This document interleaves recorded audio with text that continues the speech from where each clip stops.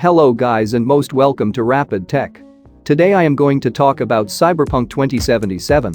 Over the past years, several advertised features of this first-person RPG have been removed. This has already caused doubts and frustrations among some potential players, even if the studio claims it's for the best, but it also seems natural for a game first announced back in May 2012. So, today we are going to explore some of the most major changes to Cyberpunk's features.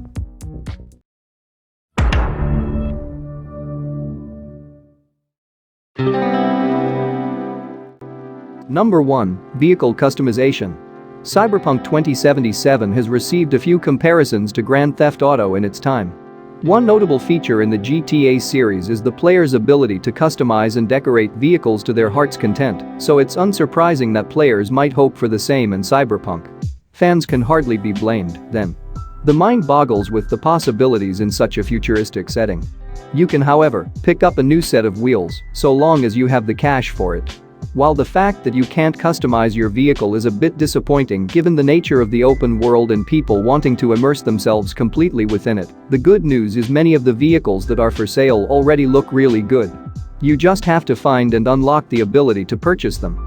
Check your messages for any recent options that might have popped after completing a side or main job in the game. It seems that either this was a misunderstanding or CD Projekt Red hit a roadblock in development that forced them to drop the feature. Number 2. The Flathead Bot. 2 years ago, CD Projekt Red revealed several details on an intriguing mechanic. A mechanical companion. Fans learned about a four-legged military droid called the Flathead that would show up during an in-game mission. Once V acquired Flathead, the spider-like companion would have all sorts of useful appliances, like taking down enemies or hacking into devices. Unlike other companions, Flathead could be issued direct commands, allowing V to coordinate with it. Even beyond the in-game applications, players were thrilled by the fantasy of traversing this world with a trusty robotic sidekick.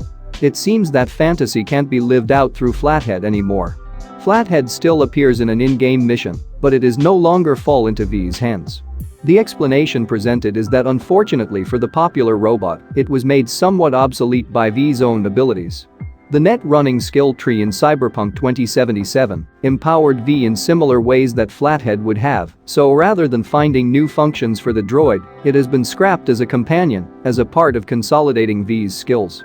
Players can still be skillful and daring technicians, but V and Flathead are no longer fated to do so together.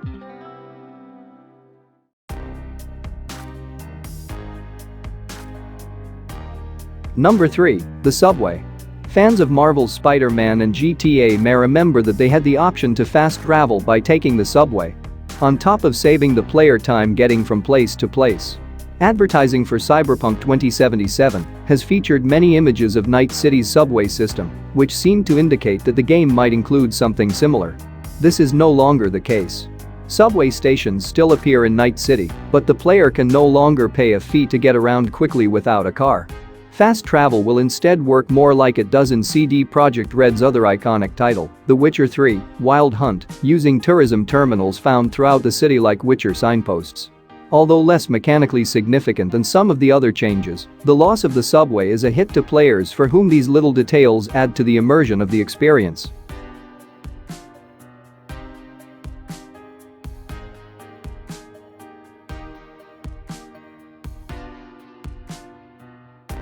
Number 4. Third-person cutscenes.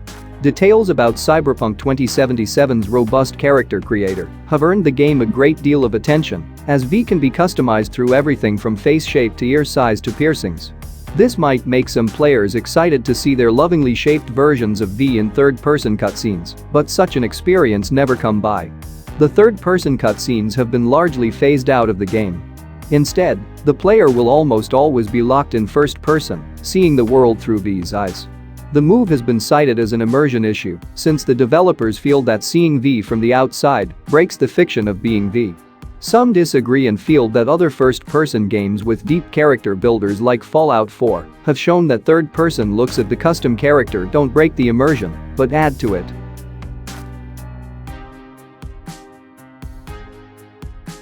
Number 5. Acid Rain. In a 2019 interview, UI coordinator Alvin Liu talked about Cyberpunk's weather system, confirming it would have dynamic weather. "We've got acid rain as well," he said. "Night City is a very polluted city, and we're also exploring that kind of stuff, pollution and global warming and everything." When asked if NPCs would scatter when acid rain starts, he replied, "Yep, that was happening in The Witcher 3 too. When the rain came, people would seek shelter.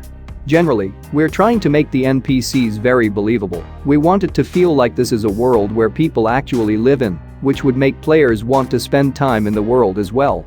Perhaps the rain in Night City is unhealthy for its citizens, but they don't react to it by hiding.